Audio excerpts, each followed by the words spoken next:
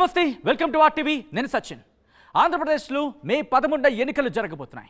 ఈ నేపథ్యంలో ఏ పార్టీ ఎవరిని బరిలోకి దించింది, ముఖ్యంగా అక్కడ అభ్యర్థిని బరిలోకి దించడం వెనుక ఎటువంటి వ్యూహాలున్నాయి, అలాగే ఎటువంటి శస్త్రాన్ని సిద్ధం చేసుకుని అక్కడ బరిలోకి దించింది, గెలుపు అవకాశాలు ఏ విధంగా ఉన్నాయి, సామాజిక సమీకరణాలు ఏంటి, ఇవన్నీ ముందుంచే ప్రయత్నం చేస్తుంది ఆర్టీవీ.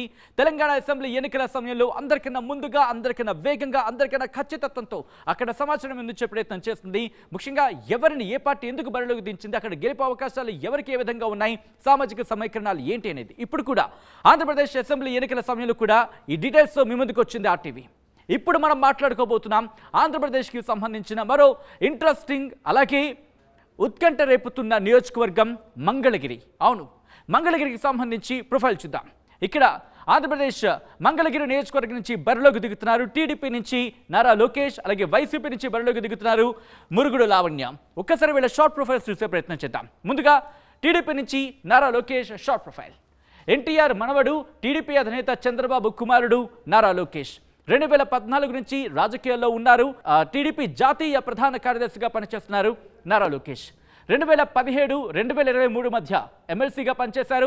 గత ప్రభుత్వంలో మంత్రిగా పనిచేసిన అనుభవం కూడా ఆయనకుంది. అలాగే 2019లో మంగళగిరి నుంచి ఎమ్మెల్యేగా పోటీ చేశారు, ఓటమిని చవిచూశారు నారా లోకేష్. ఇది నారా లోకేష్కి సంబంధించిన షార్ట్ ప్రొఫైల్. ఇక మురుగుడు లావణ్యకు సంబంధించిన ప్రొఫైల్ చూద్దాం. పద్మశాలి సామాజిక వర్గానికి చెందిన నేత మురుగుడు లావణ్య.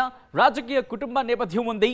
మాజీ ఎమ్మెల్యే కాండ్రు కమల కుమార్తె, అలాగే మాజీ మంత్రి ఎమ్మెల్సీ మురుగుడు హనుమంతరావు కోడలు మురుగుడు లావణ్య.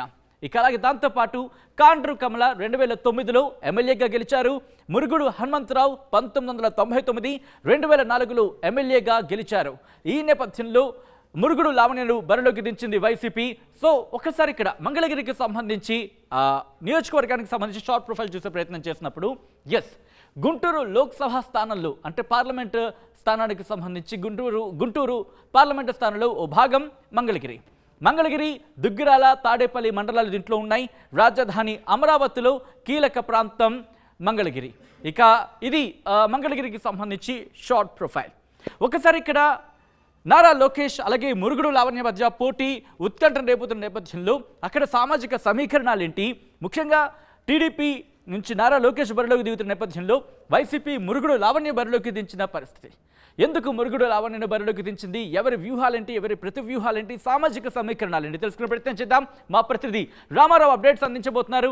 రామారావు చాలా ఇంట్రెస్టింగ్ అని చెప్పుకోవాలి, ఎందుకంటే తెలుగుదేశం పార్టీ నారా లోకేష్ను బరిలోకి దించింది, అలాగే వైసీపీ మురుగుడు లావణ్యను బరిలోకి దించిన పరిస్థితి.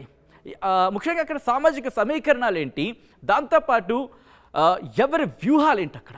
సచిన్, మంగళగిరి నియోజకవర్గం ఏదైతే అక్కడ ఎలక్షన్స్ అనేవి రాష్ట్ర వ్యాప్తంగా కూడా పూర్తిగా ఒక అటెన్షన్ ఉన్నటువంటి నియోజకవర్గం. ఎందుకంటే ఇక్కడి నుంచే నారా లోకేష్ 2019లో పోటీ చేశారు. అయితే 2019లో పోటీ చేసి ఆ వైసీపీ అభ్యర్థి ఆళ్ల రామకృష్ణారెడ్డి చేతిలో ఓడిపోయారు. అయితే అప్పటి నుంచి కూడా మంగళగిరి నియోజకవర్గాన్ని అంటిపెట్టుకున్నారు. ఖచ్చితంగా మంగళగిరిలో టీడీపీ గెలవలేదు. ఖచ్చితంగా అలాంటి మంగళగిరి నుంచి తెలుగుదేశం పార్టీ జెండా ఎగరేయాలని లోకేష్ లక్ష్యంగా పెట్టుకున్నటువంటి పరిస్థితి ఉంది. అయితే ప్రధానంగా ఇప్పుడు ఉన్నటువంటి పరిస్థితి చూసినట్లయితే మంగళగిరి మొత్తం నియోజకవర్గానికి సంబంధించి 2,78,000 వరకు ఓటర్లు ఉన్నారు. వాళ్ళల్లో మెజారిటీ పద్మశాలి వర్గీయులు దాదాపు 42,000 మంది ఓటర్లు ఉన్నటువంటి పరిస్థితి ఉంది. అలాగనే మంగళగిరి టౌన్లోనే మెజారిటీ చేనేత వర్గాలు ఉన్నటువంటి పరిస్థితి ఉంది. ఓ రకంగా మంగళగిరి చేనేతకు కూడా దేశవ్యాప్తంగా గుర్తింపు ఉన్నటువంటి పరిస్థితి ఉంది. సో ఈ నేపథ్యంలోనే మొత్తం మెజారిటీ ఓట్లలో చేనేత వర్గం అనేది, పద్మశాలి ఓటర్లు అనేది డిసైడింగ్ ఫ్యాక్టర్గా చెప్పుకోవచ్చు. పద్మశాలిల తర్వాత చూసుకున్నట్టయితే ఎస్సీలు, యాదవులు, రెడ్లు, కమ్మ.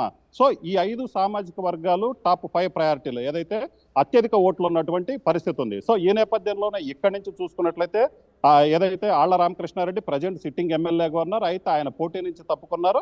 ఇప్పుడు ప్రజెంట్ మురుగుడు లావణ్య వైసీపీ అభ్యర్థిగా ఉన్నటువంటి పరిస్థితి ఉంది. అయితే ఇక్కడ వైసీపీ టీడీపీ మధ్య పోటీ చూసినట్లయితే కొంత టీడీపీ ముందంజలే ఉందనే చెప్పుకోవచ్చు. ఎందుకంటే మంగళగిరికి సంబంధించి వైసీపీ ఎమ్మెల్యేగా ఉన్నటువంటి ఆళ్ల రామకృష్ణారెడ్డి 3 నెలల క్రితం ఆయన పార్టీకి రిజైన్ చేయడం జరిగింది. ఆ తర్వాత అక్కడ వైసీపీలో ఏదైతే పొలిటికల్ ఈక్వేషన్స్ అన్ని చాలా వేగంగా మారినటువంటి పరిస్థితి ఉంది. సో ఏదైతే ఆళ్ల రామకృష్ణారెడ్డి వైసీపీకి రాజీనామా చేసి కాంగ్రెస్ లో చేరిన తర్వాత అక్కడ గంజి చిరంజీవి ఎవరైతే ఆళ్ల రామకృష్ణారెడ్డి మీద టీడీపీ తరపున పోటీ చేసి 12 ఓట్ల తేడాతోనే ఓడిపోయినటువంటి పరిస్థితి ఉంది.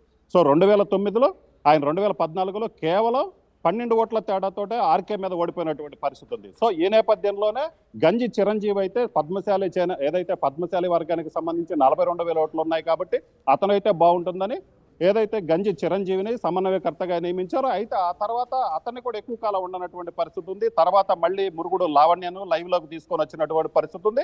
సో తర్వాత కాంగ్రెస్లో నుంచి మళ్ళీ ఆళ్ల రామకృష్ణారెడ్డి వైసీపీలోకి వచ్చారు. సో ఈ నేపథ్యంలోనే వైసీపీలో అక్కడ అభ్యర్థులు మారటం అనేది ఆ పార్టీకి కొంత ఇబ్బందికరంగా మారినప్పటికీ కూడా చేనేత సామాజిక వర్గానికి సంబంధించి మురుగుడు లావణ్య ఉండటం అనేది ఆ పార్టీ ప్రధానంగా అడ్వాంటేజ్గా భావిస్తున్నటువంటి పరిస్థితి ఉంది. 42,000 ఓట్లు ఉన్నటువంటి చేనేత వర్గానికి సంబంధించినటువంటి అభ్యర్థిని నిలబెట్టడంతో ఆ సామాజిక వర్గానికి సంబంధించి ఓట్లు మొత్తం మెజారిటీ ఓట్లు తమకే పడతాయని ఒక ధీమా వ్యక్తం చేస్తున్నటువంటి పరిస్థితి ఉంది. అలాగే చూసుకున్నట్లయితే మురుగుడు లావణ్యకి సంబంధించి ఆమె తల్లి కాండ్రు కమల మంగళగిరి మున్సిపల్ చైర్మన్గా చేసింది, అలాగనే మంగళగిరి ఎమ్మెల్యే చేసింది. అలాగనే మురుగుడు లావణ్య వాళ్ళ మామయ్య ఎవరైతే మురుగుడు హనుమంతరావు ఉన్నారో ఆయన ప్రస్తుతం ఎమ్మెల్సీగా ఉన్నారు. ఆయన 2 సార్లు ఎమ్మెల్యేగా గెలిచాడు, అలాగనే మంత్రిగా కూడా చేసినటువంటి పరిస్థితి ఉంది.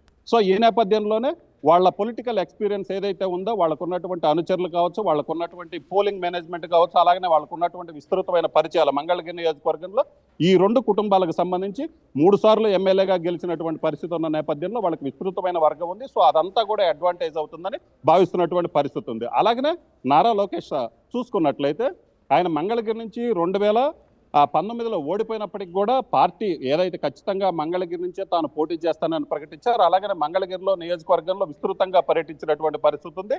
అయితే ఓడిపోయినప్పటి నుంచి కూడా ఆయన మంగళగిరిలోనే ఉన్నారు, మంగళగిరి ప్రజలతో ఎప్పుడు టచ్లోనే ఉన్నటువంటి పరిస్థితి ఉంది. సో ఈ నేపథ్యంలోనే ఆయన ఈసారి గెలుస్తారన్న ఒక ఫీల్ అయితే మాత్రం ఉంది. ఖచ్చితంగా ఈసారి ఆయన్ని గెలిపించాలని అక్కడ తెలుగుదేశం పార్టీ కేడర్ కూడా బలంగా పనిచేస్తున్నటువంటి పరిస్థితి ఉంది.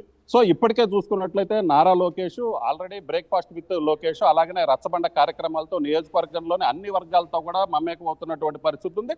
అలాగనే ప్రత్యేకించి తటస్థ ఓటర్లు ఎవరైతే ఉన్నారో వాళ్ళందరినీ కలుస్తున్నారో, వాళ్ళందరినీ కలిసి తనను గెలిపించాలి, తాను గెలిస్తే మంగళగిరికి ఏం చేస్తాననేది ఆయన క్లియర్గా వివరిస్తున్నటువంటి పరిస్థితి ఉంది. సో ఈ నేపథ్యంలో మంగళగిరికి సంబంధించి చూసుకున్నట్లయితే ఈసారి లోకేష్ మంగళగిరి నుంచి గెలిచే అవకాశాలు అయితే కనిపిస్తున్నటువంటి పరిస్థితి ఉంది.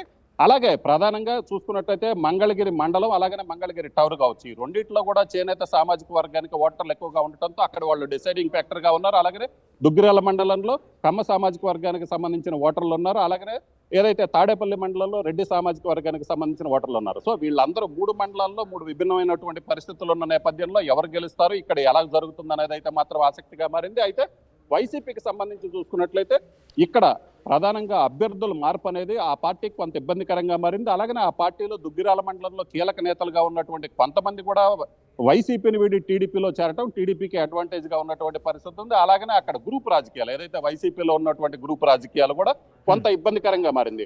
ఆళ్ల రామకృష్ణారెడ్డికి తాడేపల్లి మండలంలోని రెడ్డి సామాజిక వర్గ నేతలు ఎవరైతే ఉన్నారో వాళ్ళతో కొంత విభేదాలు ఉన్నాయి. సో ఇప్పుడు కలిసిపోయినట్లు ఉన్నప్పటికీ కూడా వాళ్ళ మధ్య ఇంటర్నల్గా అయితే మాత్రం విభేదాలు అంతే కొనసాగుతున్నటువంటి పరిస్థితి అయితే ఉంది. అలాగనే మొన్నటి వరకు సమన్వయకర్తగా ఉన్న గంజి చిరంజీవి ఏ మేరకు సహకరిస్తారనేది కొంత అక్కడ ఇబ్బందికరమైన పరిస్థితి ఉంది. ఎందుకంటే గంజి చిరంజీవి చేనేత సామాజిక వర్గానికి చెందినటువంటి వ్యక్తి, ఆయన్ని సమన్వయకర్తగా పెట్టి మళ్ళీ 4 రోజుల్లోనే ఆయన సమన్వయకర్తగా తొలగించినటువంటి పరిస్థితి ఉంది.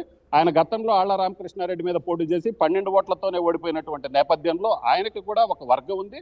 సో చేనేత సామాజిక వర్గానికి సంబంధించి అతను ఎన్ని ఓట్లు చీలుస్తారనేది అయితే మాత్రం కొంత ఆసక్తికరంగా ఉంది. Right, thanks for update Ramarao. So మొత్తంగా అయితే మాత్రం మంగళగిరికి సంబంధించి మాత్రం ఉత్కంఠ పోరు మాత్రం కొనసాగే అవకాశమే కనిపిస్తుంది. ఎందుకంటే టీడీపీ బరిలోకి దించింది నారా లోకేష్ని బరిలోకి దించిన పరిస్థితి. అలాగే వైసీపీ మురుగుడు లావణ్య బరిలోకి దించింది. సో ఇక్కడ ఏం జరగబోతుందనే ఉత్కంఠ మాత్రం కొనసాగుతోంది. ముఖ్యంగా గత ఎన్నికల్లో ఓటమిని చవి చూశారు నారా లోకేష్. ఈసారి ఎలాగైనా గెలుపొందాలంటూ కూడా అక్కడ వ్యూహాలు రచిస్తున్న నేపథ్యంలో ఆ గెలుపుని కంటిన్యూ చేయాలని చెప్పి వైసీపీ భావిస్తోంది. సో ఏం జరగబోతోంది అనేది జూన్ 4న వేచి చూద్దాం.